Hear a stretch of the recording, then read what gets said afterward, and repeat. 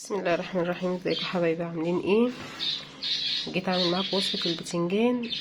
انا اول مره اجربها دلوقتي وهجربها معاكم، بجرب فيكم وبجرب في نفسي، بس ان شاء الله هتطلع معانا حلوه. انا هعمل البتنجان المقلي المخلل، يعني مش اللي هو العروس، لا انا هعمل البتنجان الرومي بس. ان شاء الله بخلطه دقه هتعجبكم جدا جدا جدا، وجربوها وادعوا لي.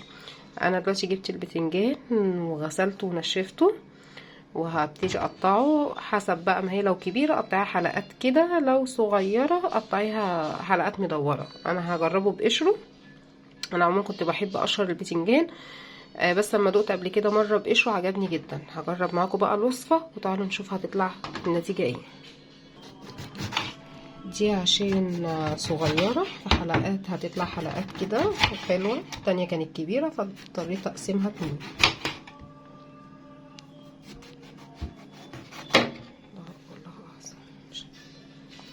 هكمل بقى تقطيعه كله معايا وارجع لكم تاني. انا قطعت كل الكميه اللي معايا كده حلقات كده. هرش عليها بس رشه ملح.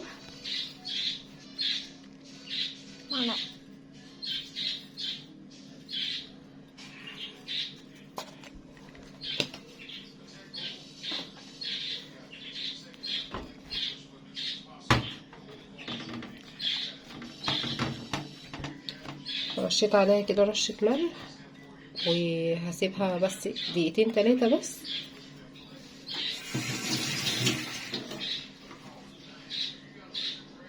وارجع لكم تاني.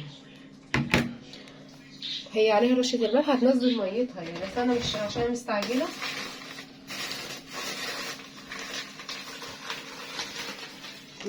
مش هخليها ان هي ايه يعني تنزل ميتها. انا كده طعمتها.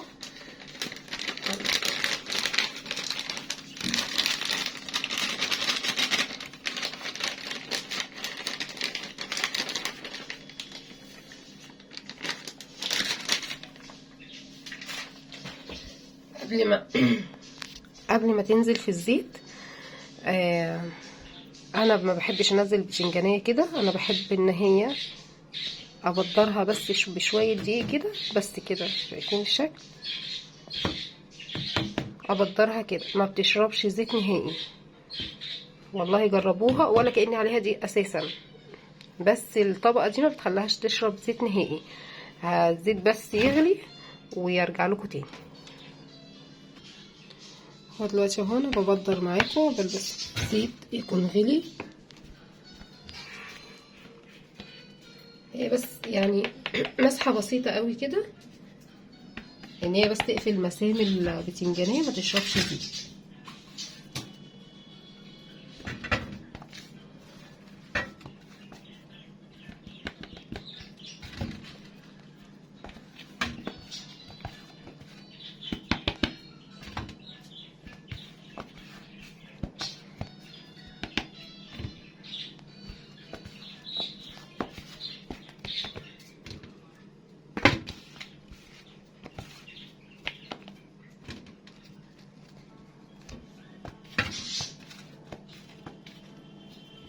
اعتقد كده كفايه. هاخدكم بقى وروحوا على النار.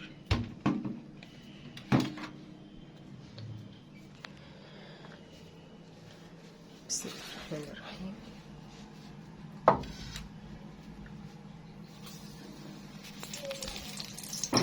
هعتذر بقى عن التصوير عشان انا اللي ماسكه التليفون بايدي، ما بدخلش ولادي ناحيه البوتاجاز.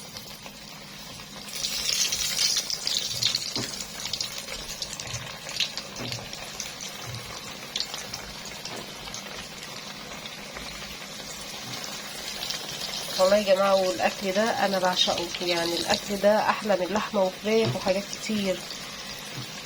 البتنجان المقلي. ايه تاني مثلا؟ انا بعشق المش. اللي بيحب المش يقول لي في التعليقات انا بعشق المش. البطاطس المحمره على شويه سلطه كده بتبقى تحفه. فهقلي بس بقى، هقلي البتنجان بقى كله وارجع لكم ما يخلص نشوف هنعمل ايه. عندي كده البتنجان على النار، وطلعت اول طاسه اهي. الطاسه التانية، بس الطاسه الاولى غير الطاسه التانية، خلوا بالكم عشان درجه الحراره بتعلى جدا ما يتلسعش منكم.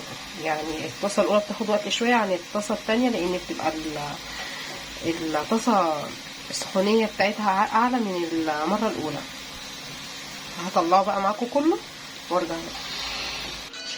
دي بقى التوابل اللي انا هضربها في الكبه. ده قرن فلفل رومي كان عندي، قلت ايه هيدي لون، بس يعني هاخده نص ضربه كده معاهم. وده بتاع 3 أو 4 فصوص ثوم، بس انا عندي مفرزاه، ومعلقه كزبره، ومعلقه كمون، ومعلقه ملح، وربع معلقه فلفل اسود. انا بحب الفلفل الاسود يعني عموما، فبحب ادخله يعني اللي مش عاوز خلاص، لان هو الاساسيات ثوم وكزبره وكمون وملح، وقرن الفلفل ده متوفر مش متوفر خلاص، وملح وليمون وخل. بس انا الليمون والخل هحط عليه بعد ما افرمهم في الكبه شويه، مش هحطهم دلوقتي. لما اطلعهم من الكبه هحط عليه الخل والليمون.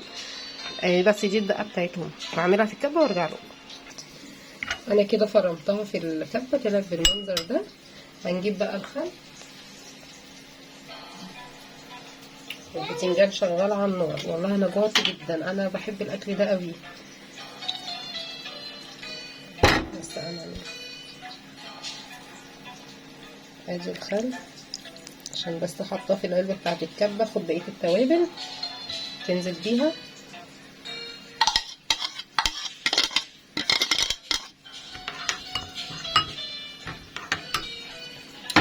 سندوتشات كده تغمزوه كده مع بطاطس محمره وشويه سلطه، يبقى تحفه. ويجي بتاع نص ليمونه. ودي الدقه بتاعت البتنجان تحفه مع البتنجان المقلي بقى دوت الرومي، بتكون تحفه ومظبوطه 100%. هطلع بقى بقيه البتنجان واجيب البتنجان واجيلكم. انا كده خلصت قلي البتنجان كله، وده الشكل النهائي. هنحط بقى عليه سوا الدقه. بسم الله الرحمن الرحيم. رشرشه بقى زي ما تحب، اللي حابب يزود دقه اكتر من كده هو بقى حسب بقى اللي انتوا بتحبوه. انا اديت بس الطريقه وحسب اللي انتوا بتحبوه. ده ابني عاوز ايه؟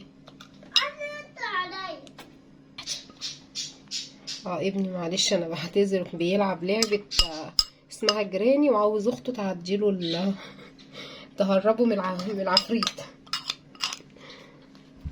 بس الريحه بقى والله العظيم الريحه تحفه.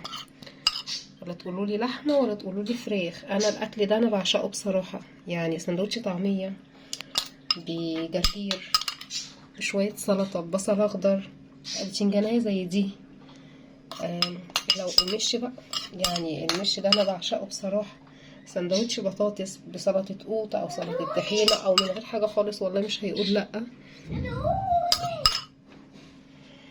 بصوا الريحه تحفه اساسا. جربوه والله بطريقتي ومش هتندموا منه. للفطار تحفه، او للغدا. انا ده عاملاه غدا اساسا لولادي، وهحمر بطاطس وهعمل شويه سلطه، ومنه حاجه مخلله جنب الاكل. يعني هو ينفع اي حاجه بصراحه، يعني ينفع حاجه مخلله جنب الاكل، ينفع تتغدوا بيه. تحفه. والهنا والشفا. وما تنسوش اللايك والشير ودعموا قناتي. يعني الله يخليكم، عاوزاها توصل لاكبر عدد يشاهدني. ما تستبخلوش عليا بقى، يعني عشان خاطر سليم اهو. هي قناه اسمها منوعات ام سليم عشان خاطر سليم. بألف هنا وشفا. اشوفكم بقى في فيديو تاني جديد. وشوفوا لو انتوا في اي استفسار عرفوني او قولوا لي عليه. وكل سنه وانتوا طيبين. بكره وقفه عيد الاضحى. يعود علينا يا رب وعليكم الايام بخير يا حبايبي. ودعموا قناتي الله يخليكم. ولو في اي حاجه كلموني، اكتبوا لي في التعليقات.